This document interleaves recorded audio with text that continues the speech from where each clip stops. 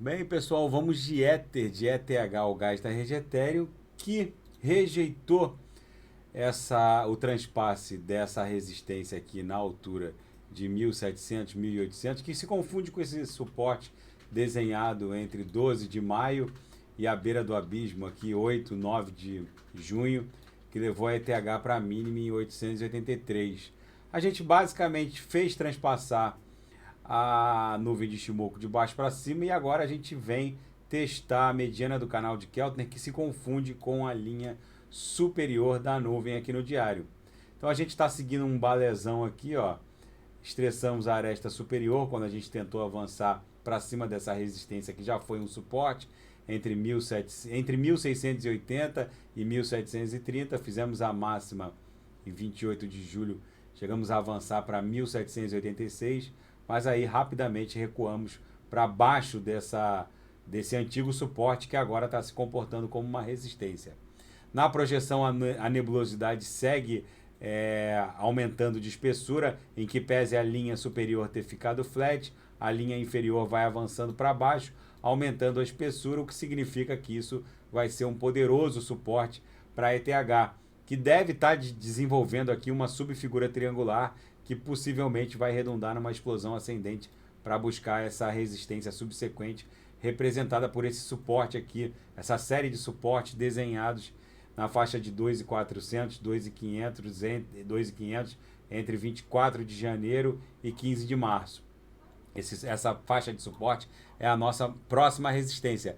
Gente, tem uma discussão aqui rolando na Blockworks, dando conta de que entre os mineradores, os principais mineradores da atual rede Ethereum, que confirma as transações com base no consenso Proof of Work, é que à medida que vai se aproximando a fusão dos dois consensos, que nada mais é do que a fusão da Beacon Chain e a rede atual, cujo consenso é a base de Proof of Work, à medida que a gente vai se aproximando da tão propalada fusão agendada para setembro, muitos analistas ponderam a possibilidade de que haja um fork dentro da rede Ethereum e que o Proof of Work eventualmente sobreviva, desde que os principais mineradores aceitem a realização desse fork, e aí a fusão não seria completa.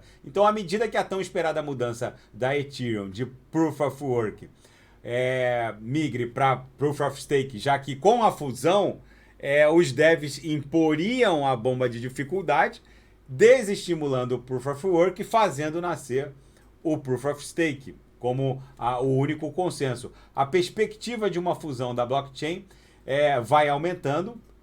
A Galois Capital, uma gestora de ativos com muita participação em Ether, está precificando a possibilidade, a probabilidade de que o consenso Proof of Work sobreviva à fusão através de um fork que faça essa rede, esse braço da rede, fugir da bomba de dificuldade. Os devs da blockchain enviam regularmente atualizações por meio de protocolos, e os hard forks eles acontecem desde que um consenso na validação do protocolo seja aceito pelos principais mineradores, criando assim não uma fusão completa da rede, mas sim uma fusão parcial. Uma parte da rede vai fundir os dois consensos e outra parte da rede vai seguir aceitando o Proof of Work com base num protocolo aceito. A noção de um hard fork acontecendo em torno dessa fusão foi muito mal recebida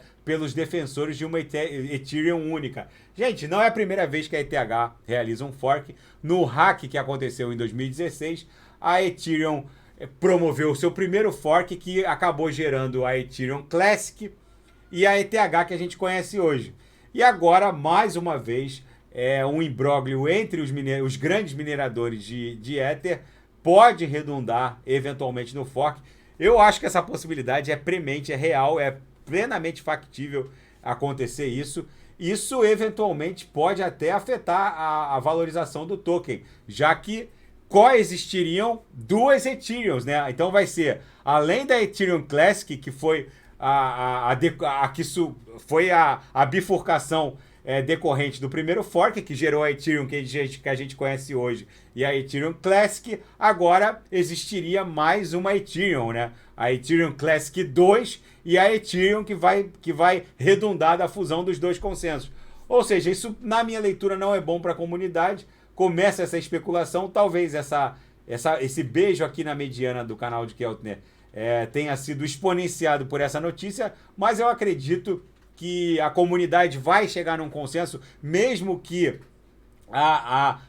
essa ETH Proof of Work sobreviva através de um fork, fugindo da bomba de dificuldade através de um novo consenso Proof of Work que fuja da bomba de dificuldade. Isso poderia, de alguma maneira,